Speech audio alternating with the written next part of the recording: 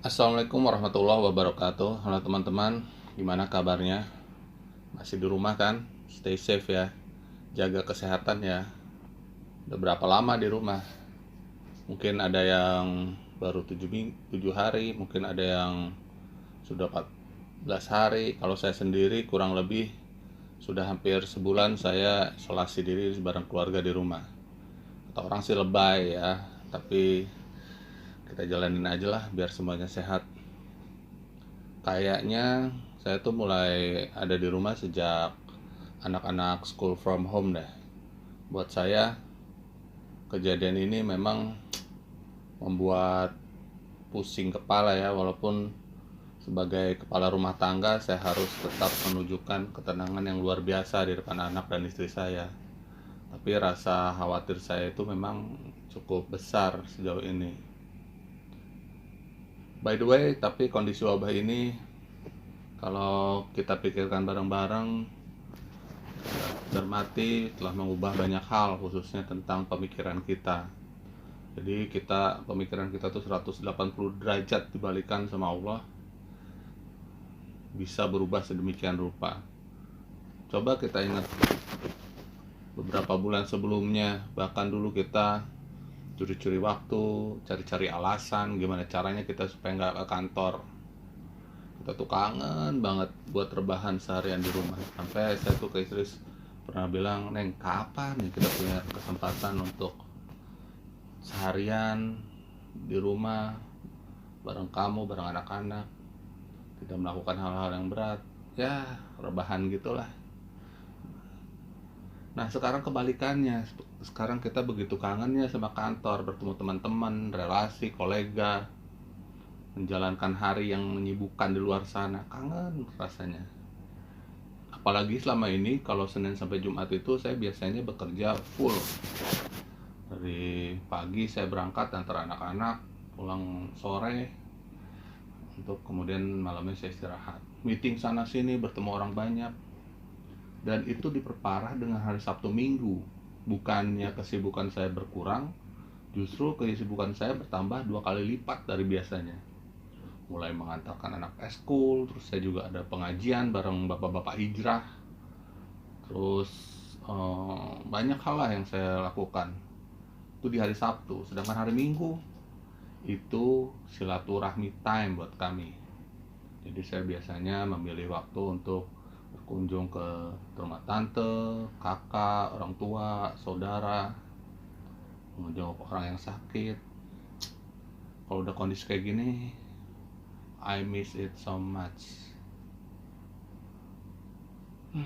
Ya, stres. Kondisinya sangat stres. Itu yang saya rasakan ketika work from home berjalan 2 minggu. Bingung, khawatir, marah, campur aduk deh perasaan saya jadi satu. Tapi balik lagi, sebagai ayah, I must look steady and calm in front of the children. Ya, kita akan menjadi cermin dan harapan anak-anak kita. Jadi keep steady daddy. Terus apa sih hikmahnya? Hikmahnya memang banyak. Setelah 2 minggu saya stres, saya coba menenangkan diri saya. Saya mencari hikmah dari kejadian ini. Saya mencari hal-hal positif di balik kejadian ini. Ya, aktivitasnya akhirnya saya isi dengan saya belajar bersama anak-anak, ikut membantu mengerjakan tugas school from home, buat video, buat poster, kerjain matematik ya. Itu aktivitas saya di awal-awal school from home. Dan saya cukup amazing sama anak-anak sekarang. Ternyata pelajaran mereka tuh luar biasa menarik. Nggak seperti pelajaran kita zaman dulu. Jadi kalau zaman dulu tuh saya sekolah bawaannya pengennya bolos terus. Karena apa? Boring. Tapi kalau pelajaran zaman sekarang menurut saya cukup menarik dan variatif. Banyak alat yang digunakan. Akhirnya setelah 2 minggu lewat, saya mulai menikmati belajar. Ya, belajar hal yang sepertinya sudah lama saya tinggalkan. Saya baru merasakan saya sudah sudah lama tidak merasakan nikmatnya rasa belajar. Karena selama ini ketika saya masuk ke dunia kerja, akhirnya saya harus berpikir pragmatis, lebih ke arah uang dan uang, bagaimana memenuhi kebutuhan hidup sehari-hari. Dan merasakan kembali rasanya nikmatnya belajar, itu membawa kebahagiaan buat saya. Jadi saya putuskan namanya bukan lagi work from home buat saya. Saya memutuskan namanya learn from home. Karena dengan begitu saya mulai bisa melepas stres akibat harus berdiam diri di rumah untuk waktu yang sampai saat ini belum kita bisa prediksi kapan berakhirnya.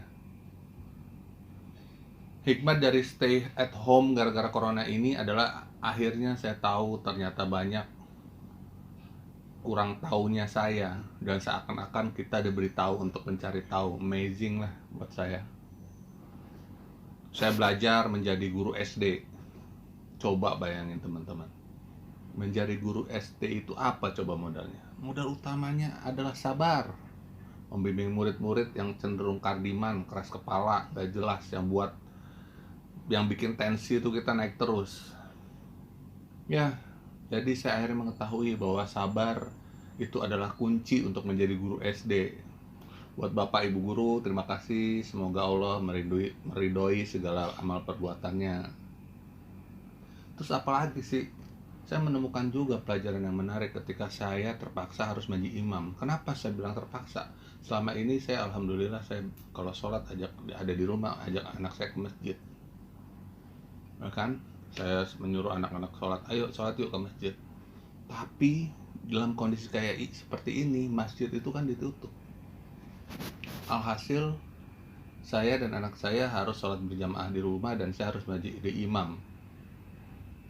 Nah, hikmahnya, yang selama ini saya memposisikan diri sebagai pimpinan karena saya ditakdirkan sebagai seorang ayah. Pokoknya saya ayah, saya kepala keluarga, saya mencari nafkah, jadi adalah saya imam buat keluarga. Ternyata setelah kejadian seperti sekarang ini, setelah saya terpaksa harus menjadi imam sholat waktu 5 waktu karena nggak bisa ke masjid, barulah saya sadar bahwa saya ini hanya imam kulkul, kalau kata istri saya, imam kosong, nggak ada isinya. Meskipun saya udah bisa memenuhi kebutuhan keluarga saya. Jadi saya sadar bahwa tanggung jawab saya sebagai pemimpin itu tidak hanya mencukupi kebutuhan jasmani dan fisik anggotanya, akan tetapi yang paling utama adalah pemikiran anggota keluarga kita. Itu sangat mendasar. Akhirnya dengan merendahkan hati dan ego yang saya miliki, saya belajar memperbaiki bacaan sholat saya. Kepada siapa? Kepada anak dan istri saya. Jadi belajar itu bisa di mana saja, kapan saja, dari mana saja, dan dengan siapa saja, dengan menurunkan ego kita, dengan menundukkan kepala kita. Ya, yang jelas belajar itu akan memberikan kita solusi atas permasalahan yang sedang kita hadapi. Apalagi belajar agama, itu wajib, karena agama Islam itu akan memberikan solusi dalam setiap permasalahan kita. Agama Islam itu detail, adalah satu-satunya agama yang mengurus dari ujung rambut, dari ujung sampai ujung kaki, dari masa surga sampai ke kamar mandi. Nah, kemudian saya juga ngalamin, saya tuh tiap hari Sabtu alhamdulillah ada komunitas kajian bersama bapak-bapak yang belum baik ingin menjadi baik.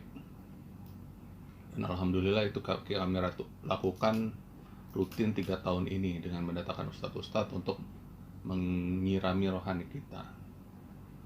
Masalahnya setelah masa wabah ini, semua itu buyar, aktivitas terhambat. Kami tidak lagi bisa berkumpul di majelis ilmu, membicarakan tentang agama kami, membicarakan tentang permasalahan kami, membicarakan tentang batin kami. Kami tidak bisa lagi. Lalu apa? Setelah 2 minggu, hampir 3 minggu kami tidak kajian. Yang saya rasakan hidup saya semakin kurang basah hati saya. Perasaan saya kurang basah kalau boleh saya istilahkan. Ya saya beribadah, saya sholat, saya melaksanakan sholat sunnah, sholat wajib, saya membaca Al-Quran. Tapi memang kajian keilmuan Islam ini tidak dapat tergantikan posisinya. Tidak juga rasanya seperti kita nonton online. Karena kalau dalam kajian keilmuan kita bersama-sama, kita bisa bertanya live langsung bersama ustadznya. Ada sentuhan yang berbeda di kajian ilmu. Saya berpikir apa yang harus saya lakukan. Akhirnya Zoom itu menjadi trending dan saya langsung cepat berpikir, oke, ini ada tools namanya Zoom dan ada keinginan saya, dan akhirnya saya mencoba untuk merealisasikan pengajian online via Zoom.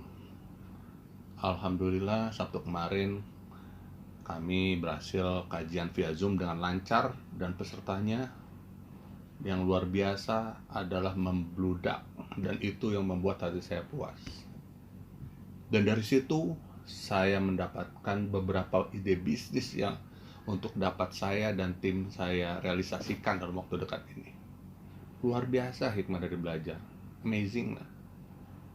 Termasuk yang saya lakukan sekarang ini, buat podcast.